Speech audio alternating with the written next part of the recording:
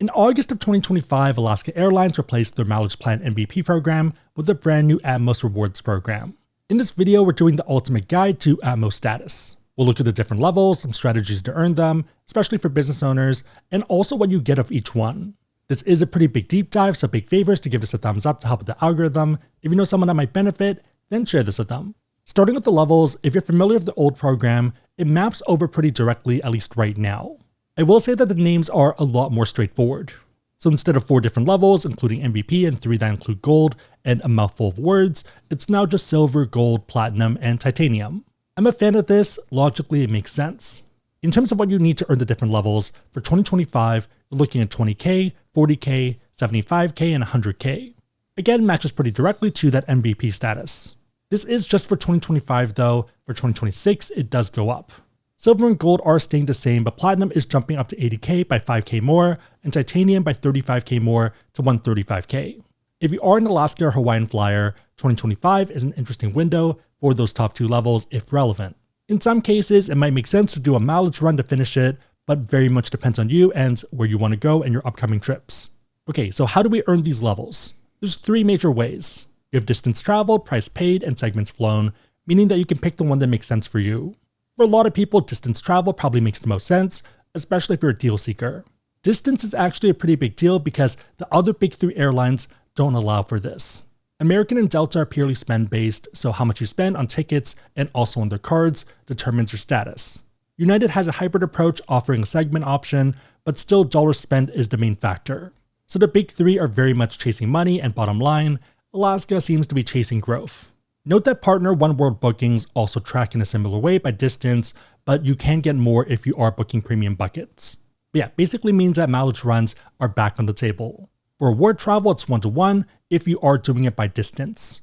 The other options are a bit tougher, so for example, price paid only really makes sense if you regularly pay out of pocket for tickets or your work does. Segments flown is more geared towards consultants and people that fly every week. So long term, you pick one of the 3 methods and this is your flying option. There are a few other side options, but the other major driver is credit cards. At the moment, there's 3 options: the Atmos Summit, Atmos Ascent, and the Business. The Ascent and Business don't really make sense though if you are spending for status, since you only get 1 status point for every $3 spent, compared to the Summit where it's 1 for every $2 spent. So for example, let's say you spend 60k on the card. For the Ascent and Business, you're only getting 20k points towards status. The Summit, you're at 30k.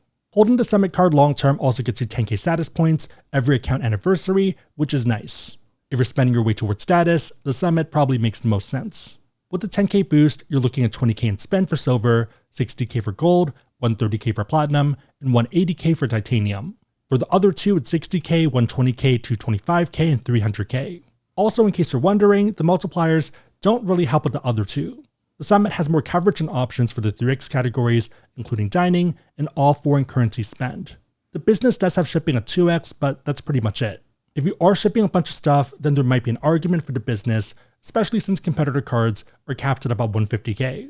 Obviously depends on your business and the ceiling and how many other cards you want, but not a bad pick at all if you are spending quite a bit of money. So for example, 300k a year on shipping. In that case, you'd also get titanium status with that spend. Side note, if you want to learn about cards and you want to support the channel, we have links on the website, asksebby.com, and also down below in the description box. Make sure the links are competitive, that they make sense for you, but otherwise it's a huge way to support the channel, so thank you in advance. Running through the benefits, let's start with Alaska. Some are pretty obvious, but other ones we're going to have to dig into the fine print. One of the big draws is you get bonus points of your flights, and this is with Alaska, Hawaiian, and their 30+ global airline partners. This includes OneWorld and also other one-off airline partners. Not bad at all given how big their network is. When you are flying Alaska, all the levels are eligible for upgrades to first class within North America. The main catch is priority. So there is a list and different factors that contribute to it. The key focus though, and the biggest driver, is status level, and then the other things are secondary. So for example, Million Miler status, and also if you have the Atmos Rewards Summit card. You can't really control Million Miler, but the card can be a good tiebreaker. For example, let's say someone else has gold status and you have gold, but with the card, you'd win. There also are other factors, other tiebreakers as well, such as if you're a corporate traveler. The thing I do want to reemphasize though is that status level is the main driver and probably what matters the most. For example, if you're up against someone that has gold status, but you have silver and the card, then gold still wins. We'll get into this towards the end, but your home airport matters more than you think. Also, if you are buying full price tickets or the more premium ones, then upgrades might be eligible immediately. For normal tickets, the window is usually 48 hours prior to departure for silver, 72 for gold, and 120K for platinum and titanium. Also, if you're flying family or group, there's a weird meta as well. All status holders may upgrade one companion traveling with them on the same flight. If a reservation includes more than one companion though, it will not be eligible for complimentary upgrades. If you're a group of 4 friends or maybe a family unit, there is a case of doing 2 different bookings.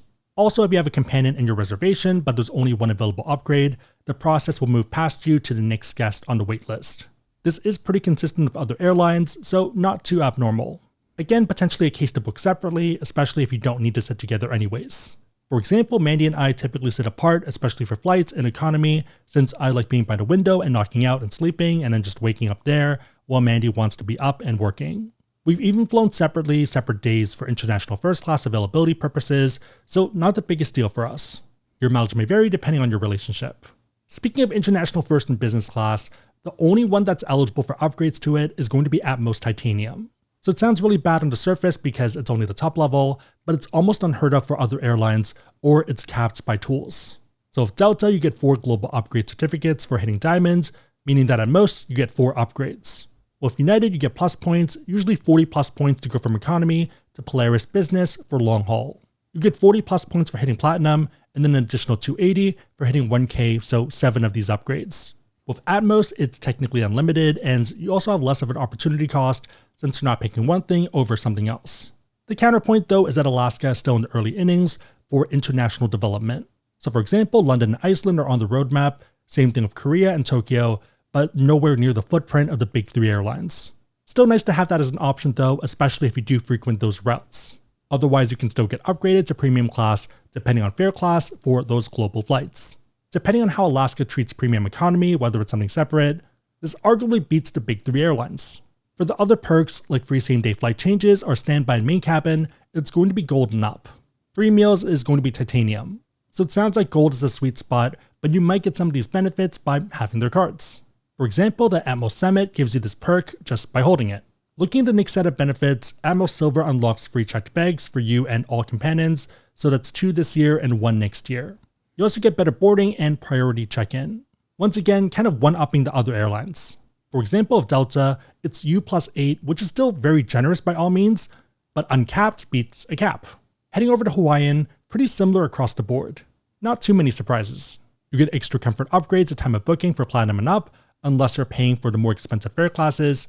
So for example, extra comfort plus upgrades for yourself at check-in if you have silver, and then U plus 1 for gold and up. You also get preferred seats across the board, and also free same-day neighbor island standby, which sounds pretty nice. I don't live in Hawaii, but it feels like a pretty valuable perk. You also get free checked bags, preferred boarding, and priority check-in. Upgrades are pretty much exactly the same, so within North America, it's everyone. For global ones, first in business, it's titanium only.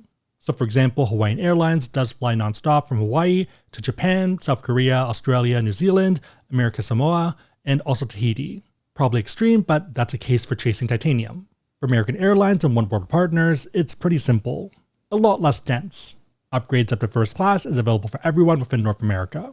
You also get main cabin extra upgrades if you have silver 24 hours before departure, and then gold and up is at time of booking. The main cabin extra perk makes it interesting to chase Atmos status, even if you mainly fly American. Free same-day changes are a bit tougher since it's only platinum and up. The rest is pretty straightforward with preferred boarding and free checked bags and priority check-in. Yeah, overall seems pretty fair. The main draw of OneWorld status for a lot of people is lounge access. Gold status gets you OneWorld Sapphire, which gets you into business class lounges. Atmos Platinum and up gets you OneWorld Emerald, which gets you into first and business lounges. Reminder that you don't need to be flying Alaska to do this. You can be flying any OneWorld airline and then use your Atmos number. One example that's worked pretty well for us is that there haven't been that many direct flights to Hong Kong. Given this, we've pretty much had to route from the US to either Taipei, Japan, or Korea, given award space. So with that, we typically spend a few days in the city, enjoy it, and then when we're ready to leave, we end up booking Cathay Pacific over to Hong Kong. Cathay Pacific is part of OneWorld, meaning we have access to OneWorld lounges, which is pretty nice. For the other perks, gold status is probably the sweet spot for OneWorld Sapphire. This includes priority boarding and extra baggage allowance. Fast track and security lanes are nice, but aren't as tangible. Outside of these, there are some other partner ones as well. For example, Gold and Up gets you into Iceland Air Lounges for you plus one guest. For Silver and Gold, you get Avis Preferred Plus, and then for Platinum and Up, you get President Circle. At the same time, you can get this with other cards. For example, the Capital One Venture X gets you President Circle, which is their top tier status. In terms of sweet spots, there's two ways to look at it. First one is by benefits. If your focus is global upgrades, then it's Titanium or bust, since the other levels don't get you that. If you're a normal family though, and you just want preferred seats at booking, then Silver might be more than enough. For other perks, it's tough, depending on what other cards are willing to get. For example, free checked bags are nice and a big money saver, so Silver is arguably pretty good and Gold even better, but you also get this with cards. All 3 Atmos cards get you first checked bag for free for you and up to 6 guests on your reservation. If that's your main focus, you arguably don't need a chase status for it. That's assuming your focus is Hawaiian and Alaska and not other OneWorld airlines. Speaking of partner airlines, I think Gold and Platinum are the sweet spots for OneWorld Sapphire and Emerald for lounge access. For normal people, and it's still definitely a ton of spend, I think Gold status is worth chasing with the Summit card. For business owners though, Platinum or Titanium might make sense, depending on your business spend and what you can reasonably do. But yeah, plenty of business owners have tons of spend, so they can do Hyatt status, this status, and still have plenty left over. Another way to look at sweet spots is by airport. So it sounds weird, but it's a huge factor. If you're based in their HQ like Seattle, then you pretty much need Platinum and Up, so Platinum and Titanium, because otherwise you're not getting upgrades. With the old program, same idea, basically 75k or bust. So for example, someone that had 75k got upgraded about 50% of the time. On the other hand, if you're in satellite airports like San Francisco, then you might be fine with Gold or even Silver. The rationale being that consultants and the people that travel every week and all the time usually have to pick the airline that has the most market share for availability in case they have to change their flights. In the case of SFO, that's United with almost 50%. But yeah, basically a lot of people have to fly United, so they have top United status, meaning that you're not going to get upgraded if you have even basic status. For the other airlines, your competition becomes a lot less crazy. Alaska's number 2 at 10% and Delta is at 8%. With Delta Silver, it's not impossible to get upgraded to Delta One, so business class for transcontinental flights, so let's say SFO to New York.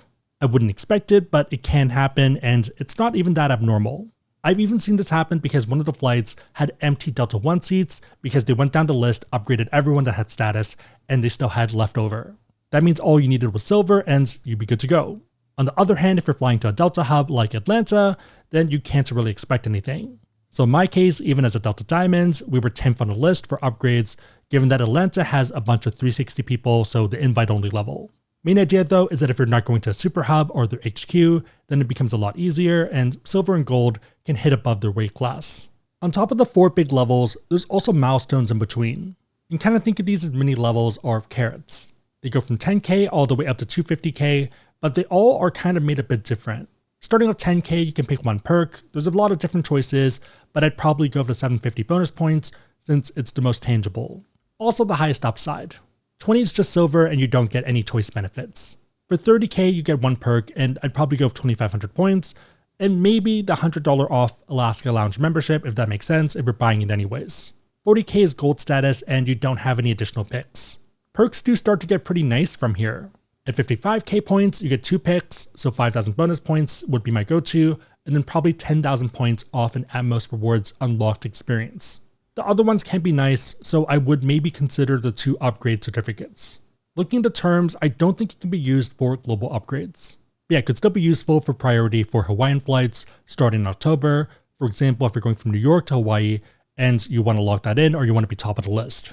Especially if you do get the Dreamliner product, which is super fancy and could make the trip a lot nicer given the flight time.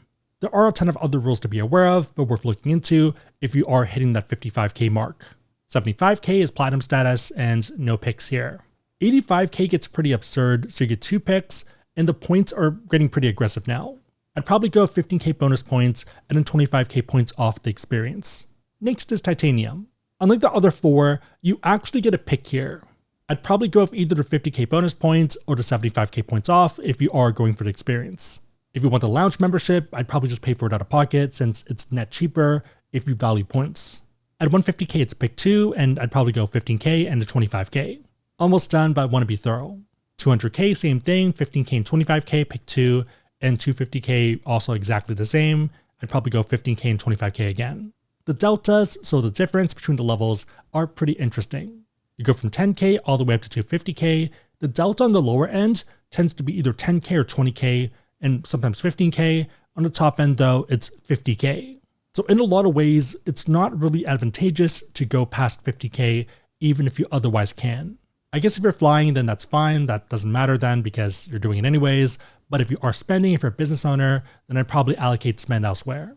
You're better off with Atmos Titanium and then Hyatt Globalist rather than putting all your eggs to 250 Atmos because that doesn't really move the needle. Assuming we go for the most tangible benefits, prioritizing bonus points and then the unlocked experience discounts, Silver, you're at only 750 bonus points. Titanium's a bit crazy at a whopping 73,000 points and 35K unlocked. Putting all of this together, let's look at what you're getting for your spend. You probably are flying some amount rather than nothing, but I want to keep it simple and not multivariable. Let's say you're a business owner spending on that 3x category for international purchases or potentially ad spend given how things work. If you spend your way to Silver, that's 60,000 Atmos, Gold is 180K, Platinum 390K, and Titanium 540K. With Platinum, you get about 18K for the bonus and unlocked. Titanium, though, is over 100K for bonus and unlocked. If it's within your range, there is a case for Titanium. Let's say you do that 180K spend on a summit, you're getting about 650K in Atmos and unlocked discounts. If instead you put it on a 2% card, then you're only getting $3,600 in cash back. In our case, we bought Alaska miles, so the earlier iteration of Atmos, for 1.85 cents per mile during sales. Main reason being that it was good value for our upcoming trips and it made sense. Using that 1.85 cents per point, that's almost $12,000 in value for the Atmos and the unlocked discount. Compared to just $3,600, I'd rather take the points, given the upside, what we'd be willing to pay, and what we can do with those points. I'd pretty much need to find a way to 3x my investment with the cash back and then wait for a sale in order to get the same number of Atmos. And that's also ignoring the fact that I get elite status by going the summit route. For business owners that care about travel, I think spending your way to status can make a lot of sense given all the points you get along the way. As always, run the numbers, but you might be surprised. Again, if you want to learn more about cards, we have links on the website, asksebby.com, and also down below in the description box. If you made it to this point, leave an airplane emoji in the comments down below, and I'll try to heart it and also respond. 3 questions: what are your thoughts on Atmos status, and what do you think is the sweet spot? Number 2, how much does your business spend? And number 3, how would you allocate your spend given all the options? So maybe it is cashback, or it's hotel status, or airline status, or general points. Let me know and everyone else know in the comments down below. Big favorite, thumbs up, share this, but otherwise hope you liked it. See you next time.